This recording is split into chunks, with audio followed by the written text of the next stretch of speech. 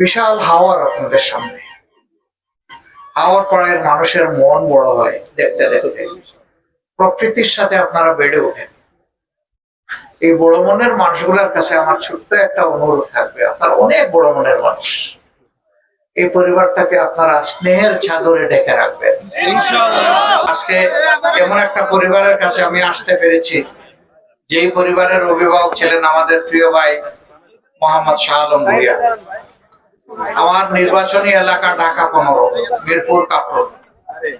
আমি যখন মাঝে মাঝে সেখানে ক্যাম্পেইনে যেতাম, তখন স্বাভাবিকভাবে ছোট বাচ্চারা দৌড়াইয়া আসতো আমার কাছে, জড়াইয়া ধরে, পেছাইয়া ধরে, কেউ আমার গলায় ঝুলে যায়, কেউ পিঠে ঝুলে যায়।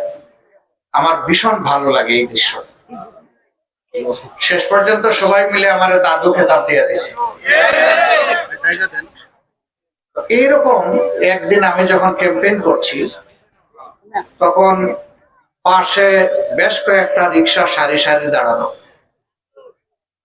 কারোর সাথে হাত মিলাচ্ছি, সালাম দিচ্ছি। হঠাৎ করে এই লোকটা রিক্সা থেকে নেমে আমার বুকের ভিতরে ঝুঁকে গেলেন। আমিও তাকে অনেকক্ষণ জড়ায় ধরে রেখে দিলাম। তারপরে কপালে চুমু দিয়ে বললাম যে আপনি যান। হঠাৎ করে আমি শুনলাম যে তিনি বাড়িতে এসেছিলেন ওই সময় নির্বাচনী ক্যাম্পেইনে অংশগ্রহণ করতে। নিজের হাতে ব্যানারটা লাগাইছে, নিজের হাতে এই ব্যানারটা উনি লাগাইছে, ওই যে দেখা যাচ্ছে। এই যে লোকটা হঠাৎ করে কেন আমার বুকের ভিতরে ঢুকলেন এখন বুঝতে পারছি। আমি দুই শ্রেণীর মানুষের সাথে মিশে দারুণ আনন্দ পাই। একটা হচ্ছে ছোট বাচ্চারা, এরা মাসুম, এরা বেগুনা, এরা কাছে আসলে মনে হয় কিছু ফিরিস্তার সাথে আমি আছি। আরেকজন লোক কঠোর পরিশ্রম করে, দিন আনে দিন খায়, রক্ত পানি করে, ঘাম জড়ায় পরিবারের মুখে হালাল খাবার রিজেক্ট তুলে দেওয়ার জন্য। অনেক সময় সফা কাপড়ওয়ালা লোকেরা একটু তাদেরকে এড়িয়ে চলে, তাদের গায়ের গন্ধ লেগে যায় কিনা, তাদের গায়ে তো ঘাম লেগে থাকে। আমার কাছে এটা ঘাম না, শতভাগ হালাল রুজি, যে মানুষের গায়ের ঘামকে আমার কাছে আতর আতর। আমি দেখেছি আমার মতো কিছু লোক বিশেষ বিশেষ সিজনে এই গরিব মানুষগুলোর সাথে হাত মেলান, একটু যখন তাদের থেকে আড়াল হয়ে যান তখন রুমাল বের করে অথবা টিস্যু পেপার দিয়ে হাত মুছে, আর আমি ওই ঘাম গুলা এনে আমার মুখে মুছি। আমি এদের প্রতি অন্তর কলিজার ভিতর থেকে শ্রদ্ধা করি। এই লোকগুলা একজন সম্পদশালী মুমিনের চাইতে 500 বছর আগে আল্লাহর জান্নাতে ঢুকেছে। যাদের রুজি হালাল, আর যারা শুধু নামাজ রোজাটা করে, তাদের উপর যাকাত নাই, তাদের উপরে হজ ফরজ নাই, তাদের জান্নাতে যাওয়া খুব সহজ।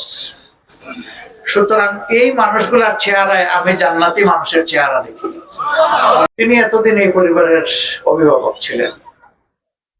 মহান রব্বে কারিমের দরবারে দোয়া করে তিনি নিজেই, আল্লাহ নিজেই যেন এই পরিবারের এখন অভিভাবক। বিশাল হাওয়ার আপনাদের সামনে। হাওয়ার পরে মানুষের মন বড় হয় দেখতে দেখতে, প্রকৃতির সাথে আপনারা বেড়ে ওঠেন। এই বড় মনের মানুষগুলোর কাছে আমার ছোট্ট একটা অনুরোধ থাকবে, আপনারা অনেক বড় মনের মানুষ, এই পরিবারটাকে আপনারা স্নেহের চাদরে ঢেকে রাখবেন। আমি অল্প চমকে যতটুকু দেখেছি, তার চেহারার মধ্যে আল্লাহু আকবার, আমি জান্নাতের নূর দেখেছি। আপনারা এই পরিবারের সাথে থাকবেন, আমি ইনশাল্লাহ আপনাদের সাথে আছি। এখন থেকে এখানে আসলে আমাকে আর মেহমান বলবেন না, যেহেতু আমি এই পরিবারের সদস্য হওয়ার সুযোগ পেয়েছি। আমি আপনাদের মতোই এক গ্রামবাসী। আমি কোনো বড় লোকের ঘরে জন্ম নেইনি, আমার আল্লাহর মেহেরবানি আমি এক কৃষকের সন্তান। সুতরাং সাধারণ মানুষকে আমি অন্তরে শ্রদ্ধার সাথে ধারণ করি। যদি কৃষক শ্রমিকদেরকে আমি শ্রদ্ধার সাথে ধারণ না করি, আমার বাবাকে আমার অপমান করা হবে। যেহেতু আমার বাবাকে আমি সম্মান করি, কাজেই আপামর এই মানুষ সাধারণ, অতি সাধারণ মানুষ, তাদেরকে সম্মান করা আমার ইমানের অংশ, আমার নৈতিক দায়িত্ব।